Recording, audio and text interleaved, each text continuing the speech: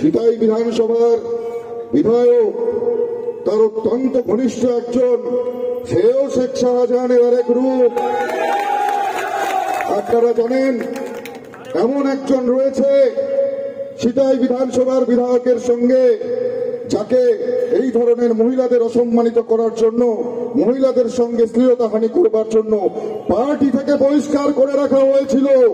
এমন লোককে নিয়ে আজকে সিতাইয়ের বিধায়ক চলছেন। ভাবতে লজ্জা হয়, আজকে ভাবতে লজ্জা হয় যে তৃণমূল কংগ্রেসের কতটা নিচে নেমে গেছে, কতটা তলানিতে গিয়ে ঠেকেছে। যারা ছোট ছোট ছেলেমেয়েরা স্কুলে পড়াশোনা করে, যারা স্কুল কলেজে পড়ে, তাদের পরিবার থেকে যদি কেউ তৃণমূল কংগ্রেসটা করে, তারা স্কুল কলেজে গিয়ে প্রকাশ্যে বলতে লজ্জা বোধ করে যে তাদের বাবা বা তাদের পরিবারের কোন সদস্য তৃণমূল কংগ্রেসের সঙ্গে যুক্ত। আজকে এতটা তলানিতে থেকে গেছে তৃণমূল কংগ্রেসের সম্মান। আপনারা ভাবুন, রাজ্যে যখন বেকাররা হাহাকার করে জিজ্ঞেস করে, তখন মমতা বন্দ্যোপাধ্যায় বলেন ওটা নাকি ছোট ঘটনা। মায়েদের ধর্ষণ করা হচ্ছে, অত্যাচার করা হচ্ছে, আর তৃণমূল কংগ্রেসের কাছে ওটা ছোট ঘটনা। যখন শেখ শাহজাহানের কথা জিজ্ঞেস করা হলো, মমতা বন্দ্যোপাধ্যায় বললেন ও তো দুষ্টু ছেলে, যে ধর্ষণ করছে, যে মায়েদের সম্ভ্রম নিয়ে খেলা করছে। মমতা বন্দ্যোপাধ্যায় বলছেন সে দুষ্টু ছেলে। আমরা বলবো এই ধরনের শয়তান, এই ধরনের যারা অত্যাচারী, তাদের শেষ পরিণতি কি হয় আমরা সেটা দেখবার অপেক্ষা করব। কিন্তু আজকে কেন্দ্রীয় সংস্থার হাতে শেখ শাহজাহানকে তুলে দেওয়া হয়েছে, আপনারা জানেন, আদালতের নির্দেশে। এই শেখ শাহজাহান শুধু একাই একটা শেখ শাহজাহান নয়, এরকম অনেক শেখ শাহজাহান বাংলার আনাচে কানাচে রয়েছে। আমরা যারা মঞ্চে রয়েছি, এখানে এমএলএ, এমপি, মন্ত্রী, আমরা মঞ্চে রয়েছি, নেতারা এখানে মঞ্চে রয়েছে।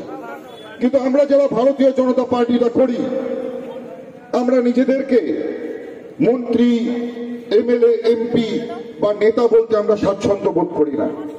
আমরা নিজেদেরকে একজন পার্টির কার্যকর্তা, আমরা নিজেদেরকে একজন পার্টির সৈনিক হিসেবে পরিচয় দিতে ভালোবাসি। এই এলাকার যুব, এই এলাকার মায়েদের, এই এলাকার আমার বাবা কাকার বয়সী মানুষজন, যারা আমার শ্রদ্ধেয়, যারা বয়োজ্যেষ্ঠরা এখানে রয়েছেন, তাদেরকে আমি আরো ধন্যবাদ জানাতে চাইব। আমাদের সহযোদ্ধা, সহকর্মী, গতকাল যারা এখানে বুক চিতিয়ে লড়াইটা করেছে, যারা নিজেরা আঘাত পেয়েছে, পুলিশের আঘাত যাদের উপর হয়েছে, যাদের শরীরে এখনো আঘাত, যাদের মাথা ফেটেছে, যাদের শরীরের অঙ্গ প্রত্যঙ্গে আঘাত লেগেছে, তারা পুলিশের লাঠির মার খেতে খেতে মাটিতে লুটিয়ে পড়েছে, কিন্তু ভারতীয় জনতা পার্টির পতাকাটাকে উঁচু করে ধরে রেখেছিল। আমি সেই সৈনিকদের, সেই লড়াকু যোদ্ধাদের আমি অনেক অনেক কৃতজ্ঞতা এবং অভিনন্দন জানাই। আপনারা জানেন যে সারা রাজ্য জুড়ে যে সন্ত্রাসের বাতাবরণ, একদিকে পুলিশি সন্ত্রাস, সঙ্গে সঙ্গে তাল মিলিয়ে তৃণমূল কংগ্রেসের হারমাতদের সন্ত্রাস, সারা বাংলা জুড়ে একটা অরাজকতার পরিবেশ। ছাত্র যুবর কর্মসংস্থান নেই, যারা শিক্ষিত, যারা যুব, তাদের কর্মসংস্থান নেই, পয়সা দিয়ে চাকরি বিক্রি হচ্ছে, শিক্ষিত বেকার যুবকদের ভবিষ্যৎ নষ্ট হয়ে যাচ্ছে, সারা বাংলা জুড়ে অরাজকতার পরিবেশ। আজকে শিক্ষামন্ত্রী তিনি জেলে বসে রয়েছে। আজকে তৃণমূল কংগ্রেসের নেতা মন্ত্রীদের ঘর খুঁজলে হাজার হাজার কোটি টাকা সেখান থেকে বেরিয়ে আসছে। আজকে মা বোনদের কোনো সম্মান নেই। সন্দেশখালীর ঘটনা কারোর অজানা নয়। আজকে সন্দেশখালীতে মায়েদের সম্মান সেখানে রাতের পর রাত সেখানে লুণ্ঠিত হয়েছে। তৃণমূল কংগ্রেসের নেতা শেখ শাহজাহান সন্দেশখালীতে মায়েদেরকে রাত্রিবেলা পিঠে ভাজার নাম করে ডেকে নিয়ে গিয়ে পার্টি অফিসে তাদের উপর চলত অসাধারণ, তাদের উপর অত্যাচার। আজকে যখন দিনের পর দিন মায়েদের সম্মান সেখানে লুট হচ্ছিল, কোথায় ছিল বাংলার মুখ্যমন্ত্রী, বাংলার পুলিশ?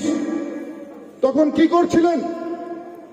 সন্দেশখালীর মায়েরা যখন গর্জে উঠল, সন্দেশখালীর মায়েরা যখন মা দুর্গার রূপ ধারণ করে হাতে লাঠি তুলে নিয়ে আন্দোলনে নেমে উঠল, গর্জে উঠল, আর সেই গর্জনে কালীঘাটের টালির চাল পর্যন্ত কেঁপে উঠল।